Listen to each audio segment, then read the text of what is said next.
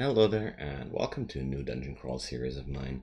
So, the last series was the Minotaur Berserker, which ended in a win. And for this run, I felt like we're gonna do something pretty strong in general, but, well, pretty interesting to pull off still. And we're gonna play some Spriggan, and I'm gonna play an Artificer this time because the wands got reworked in the trunk version, and yeah, I want to do that. As an artificer, you start out with these wands and a short sword and some armor. Being a Spriggan means you have no chance to wield larger weapons. Some weapons will be two-handed for you. You're too small for the most types of armor. You can see invisible, which is really good. You're a herbivore, which means you can only eat bread and fruit and royal jellies. And you cover ground extremely quickly, and you need to consume almost no food. These are your basic intrinsics, and that's pretty good overall, and that's a big one. As a Spriggan, you'll suffer a minus 30% HP penalty. Only fellows get struck harder by that, but you're also getting the best magic resistance development all across the game, so that's at least something. As a Spriggan, you have the following aptitudes. Oops, wrong button. You're pretty good at stealth. I mean, basically damn good at stealth. You're pretty good at evocations. That's why Artificer is actually a really good background. It's very good at dodging and not good at armor and shields.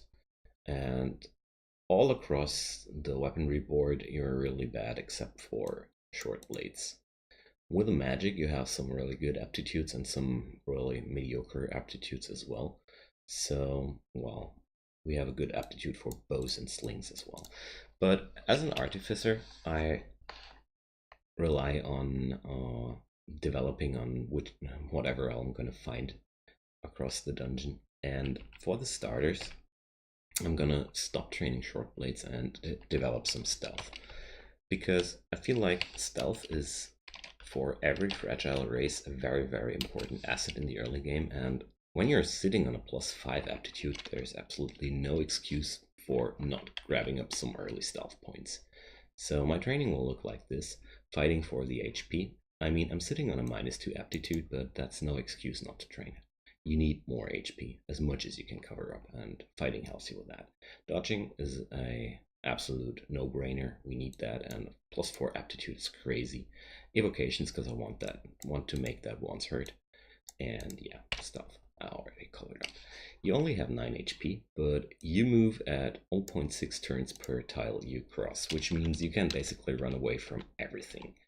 Your biggest threats in the early game as a Spriggan are dart slugs, because they have a ranged attack which can hurt you a lot. And apart from that, you can basically run away from everything once it starts hurting you. So I killed that kobold, that's good. Up there is a cockroach, but I feel like I should be totally okay with it. Let's start stabbing. You're sitting at a evasion rating of 18 on level 1, which is really high compared with other races, but you need some line of defense because you're basically paper. I'm avoiding to auto-explore because level 1 and 2 are absolutely crucial for characters like these. So I took some damage and I immediately back out a little and hope to regenerate that at some point, because these enemies, they have no chance at all to ever catch me. So as long as I have something to dance around, I'm pretty fine. But for now, I don't have anything to dance around, so that's good. That's a pillar I can use. So I have my HP back, so let's start whacking again. Okay, I got down the kobold, and this gecko smacked me like crazy, and I'm gonna pop a wand of flame here. I don't have these few charges, but leopard geckos are particularly dangerous at XL1, so... Alright, so there's a hobgoblin, 2 hobgoblins to be exact, and I'm gonna enslave this guy and turn in on his dude here, and I'm gonna put the enslaved hobgoblin on the leopard gecko, but gecko wins. So let's basically do the same here. Take one swing. I want to check. It can do up to 5 damage, so I'm not prone to death here. Alright, so we got that. There's a jackal around that corner. Immediately back out because the jackals always come in packs. And a whole jackal pack, well, I can't kite it forever. But I want to be careful about that. It's basically why Spriggan are so powerful is the speed they have. But there's the darts lock I mentioned before. And I immediately got hit by that. And as you might have noticed, it hurt. It hurt a lot.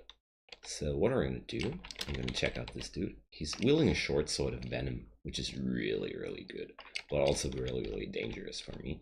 So for now, I'm going to try to take down this goblin, which doesn't work out at all. So this guy is starting flinging rocks at me, which I don't approve. So let's kite it out.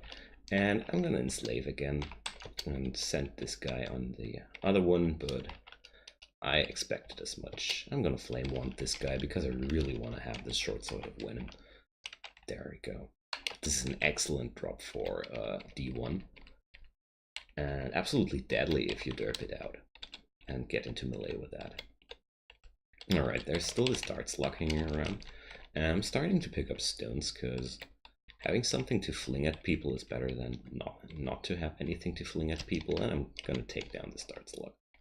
Alright, so I'm chopping up these corpses out of a habit, which is entirely not necessary, because I can't eat corpses. This means as a Spriggan you have to rely on permafood, but this is way less scary than it sounds. There's plenty of food in the game to ensure the survival of Spriggan. So there's 3 guys here. Normally something really concerning for a low HP race, but likewise, I cannot just run away from these people if they get too dangerous for me. So I feel like the Venom Short Sword is a really, really lucky find and might actually ensure my survival for the early game completely. Alright, so we got that. And since I'm XL2 by now, I'm starting to kill stuff a little bit more confident here. Especially the little ones like rats and ball pythons and stuff like that. And there's a ringmail. This is already an armor I can't wear. And I got a few stones. That's good. So let's have a look at the training. And it's okay. For now, it's okay. I'm not leveling up short blades yet, but I will pretty soon. And there's my first adder. I gotta have a look at the adder. I think this was the...